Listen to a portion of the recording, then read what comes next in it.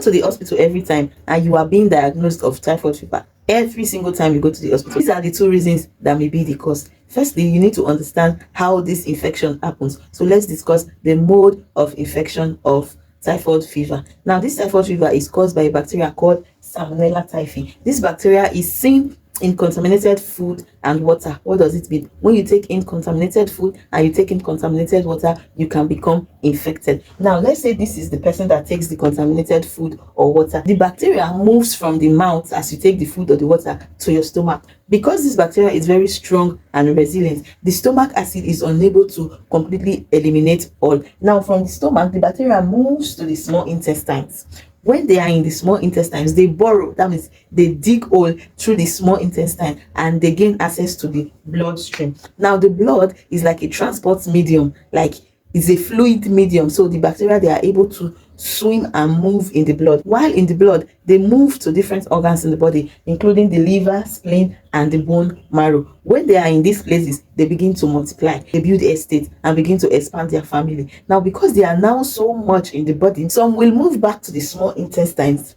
Yes. Now, when they are back to the small intestines, some are then passed with your stool or your urine. That means when you poo or you urinate, some will come out with it. Now, if after you finish your toilet duty, you wee or you pass poo and you wipe or you clean with tissue paper, or you don't wash your hand afterwards with soap and water, and then you go and use that same hand to eat, to put something in your mouth, what happens? You can become reinfected. So even after you've treated an active infection, you ended the medication yesterday, you can become reinfected again today. That is one reason. Another reason that your typhoid fever results will always come out positive is that when you are first infected with this typhoid fever, what happens? Your body produces antibodies. These antibodies are like soldiers that help our body to eliminate and fight against foreign bodies. Now, your body see this Salmonella typhi as a foreign body, and what happens? It produces antibodies against this foreign body called Salmonella typhi, the bacteria that causes typhoid fever. What then happens?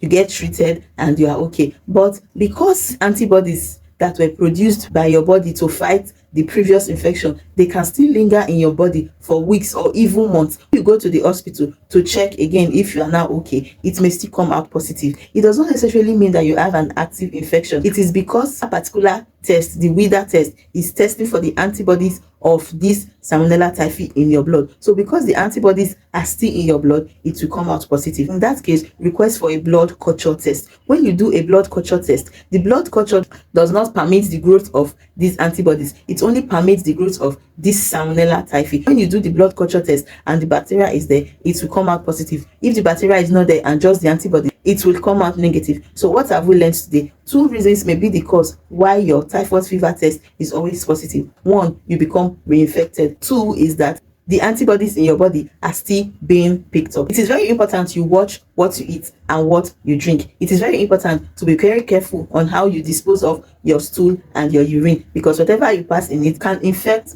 you or somebody else. Thank you, and see you in my next video. Bye.